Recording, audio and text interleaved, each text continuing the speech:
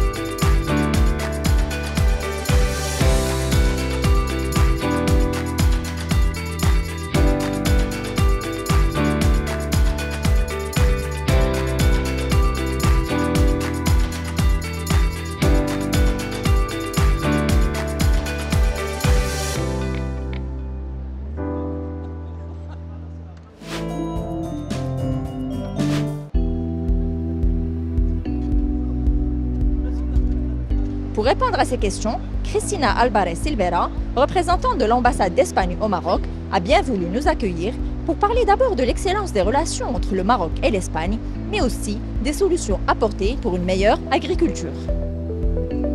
Madame Álvarez Silveira, bonjour. L'Espagne est le pays qui est mis à l'honneur dans cette 16e édition du Siam.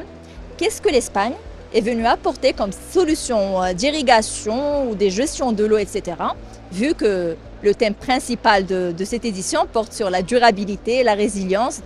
Comme vous dites, la durabilité, la soutenabilité, c'est des enjeux majeurs, non seulement pour le Maroc, mais aussi pour l'Espagne. Nos deux pays partagent des problématiques similaires concernant surtout la gestion de l'eau, mais aussi la durabilité tout au long de la chaîne des valeurs. Ce qui nous approche aussi et ce qui approche les solutions que les entreprises espagnoles amènent pour les producteurs marocains, c'est que nous avons, un, la même problématique, deux, une climatologie pareille. Donc, c'est des solutions qui ont été déjà testées dans des conditions très similaires aux marocaines. Et la technologie dans les entreprises qui aujourd'hui nous accompagnent, qui c'est 35 entreprises des différents secteurs, nous trouvons aussi notamment des solutions pour l'irrigation, pour l'économie, surtout de l'eau, autant au Maroc qu'en Espagne. Chaque goutte est précieuse. Il y a beaucoup des entreprises qui présentent des solutions pour économiser chaque goutte, et non seulement chaque goutte, sinon aussi les intrants, la fertirrigation, et voilà, essayer que toute goutte, que toute l'eau aille en bénéfice et pour faire grandir la plante, éviter les pertes dans les sols, etc. Donc, surtout qu'on peut concilier l'équation économie d'eau et amélioration des rendements. Maintenant, est-ce que cette trentaine d'entreprises qui est présente ici dans votre stand, est-ce qu'elles ont toutes un pied à terre au Maroc? C'est quoi leur objectif? Est-ce que c'est de commercialiser essentiellement leurs solutions au Maroc ou juste de les faire connaître? Est-ce que vous pensez qu'il y a un potentiel au Maroc pour la commercialisation des solutions présentées ici dans notre pays? Tout à fait. On est plus de 40 entreprises espagnoles présentes. Donc, dans les profils, c'est vrai, on a des entreprises, ça fait des années qui sont déjà et qui sont implantées, qui sont un bon réseau, qui continuent à grandir au Maroc. Donc, c'est des habitués qui, en plus, nous, on a la chance de compter sur eux là, pour participer année après année dans toutes les éditions du Siam. Donc, on a un peu à la base d'entreprises qu'on connaît bien, des fidèles qui sait déjà que leurs solutions sont en train de s'implanter des marchés dans les unités de production marocaines. Et après, on a aussi d'autres entreprises qui testent un peu plus les marchés, qui viennent, qui présentent, des entreprises qui ont eu des contacts dans le passé et qui viennent pour reprendre un peu la course. Et voilà. Et en fait, oui, il y a des solutions pour toutes sortes de problèmes et nous pensons qu'ils sont leur part des marchés à exploiter ici au Maroc. Il faut dire aussi que le Maroc a été visionnaire depuis bien longtemps dans cette question de raréfaction des ressources hydriques. Il a mené bien des stratégies pour gérer son eau. Est-ce que l'Espagne a des enseignements à tirer de l'expérience marocaine justement en matière de gestion de l'eau? Oui, effectivement, le Maroc, il a implanté tout un plan des gestion des ressources hydriques, donc notamment l'implantation et les grandissements du goutte à goutte. C'est là, ça a profité, il faut le dire aussi, aux entreprises espagnoles d'irrigation qui ont pu aussi proposer à leurs clients ces systèmes pour économiser de l'eau. Après, le Maroc, il a investi beaucoup, surtout dans les structures hydriques, donc que ce soit dans des barrages et que ce soit surtout dans les dessalements de l'eau.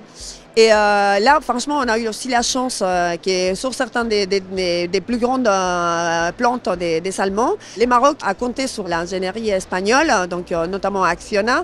Et franchement, je pense que voilà, ça a été une relation de win-win, la gestion des ressources hydriques au Maroc et l'ingénierie espagnole.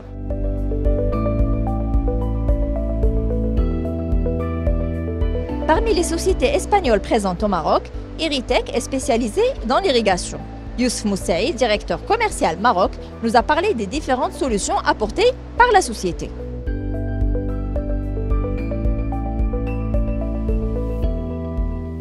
Monsieur Yousf Moussaïd, bonjour. Vous êtes directeur commercial de la société Iritech spécialisée dans l'irrigation. Vous êtes présent au Maroc depuis plus d'une dizaine d'années. Quelles sont les solutions que vous offrez aux agriculteurs marocains et quelles sont les solutions qui sont le plus demandées par les Marocains? Les solutions qu'on propose, c'est une gamme complète de l'irrigation goutte à goutte, de A à Z. C'est-à-dire, nous avons des solutions d'économie d'eau, tout ce qui est tuyauterie, tout ce qui est goutteurs, des goutteurs autorégulants, des goutteurs turbulents, des goutteurs autodrainants. Et aussi, on a une super gamme des gaines qui est de consommables, qui est très consommée, qui est très demandée au Maroc. Et voilà, donc la solution qu'on propose, c'est dans le cadre d'économie d'eau. C'est les gouteurs, les solutions de filtration. On est aussi une société qui est très développée en termes de technologie, en termes d'irrigation de précision. Quelle économie de l'eau on peut tirer en utilisant ces techniques d'irrigation? Et bien sûr, le corollaire, c'est l'amélioration des rendements. Qu'est-ce que vous proposez à ce sujet? Comme vous savez, le Maroc il est très avancé parce que il est comme déjà la politique de Sa Majesté le Roi et dans le cadre aussi de nouveaux plans de génération green, l'État a fait beaucoup d'efforts pour économiser l'eau vu que la situation hydrique actuelle de notre pays. Aujourd'hui, on sent qu'on est appliqué à 100% et de faire plus d'efforts pour convaincre plus d'agriculture pour utiliser les techniques d'irrigation goutte à goutte. Pour l'irrigation goutte à goutte, on peut économiser plus de 40% du besoin de la culture. Quel que soit le type de la culture?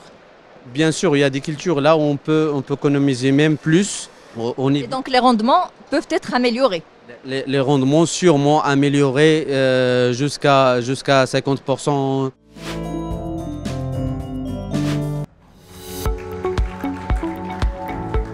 Un partenariat historique entre les deux pays et la partie marocaine est satisfaite de cette collaboration qui dure depuis des années. Monsieur Ben Ali, bonjour. Je voudrais savoir tout d'abord pourquoi le choix cette année du pays invité d'honneur a porté sur l'Espagne et qu'est-ce que le Maroc a à apprendre de l'Espagne en termes d'agriculture durable? C'est un pays avec lequel on entretient beaucoup de relations et surtout au niveau d'import-export, tout ce qui est produits agricoles, on exporte énormément sur l'Espagne et ça reste des clients, ça reste des partenaires très fidèles avec lesquels on a de très bons termes.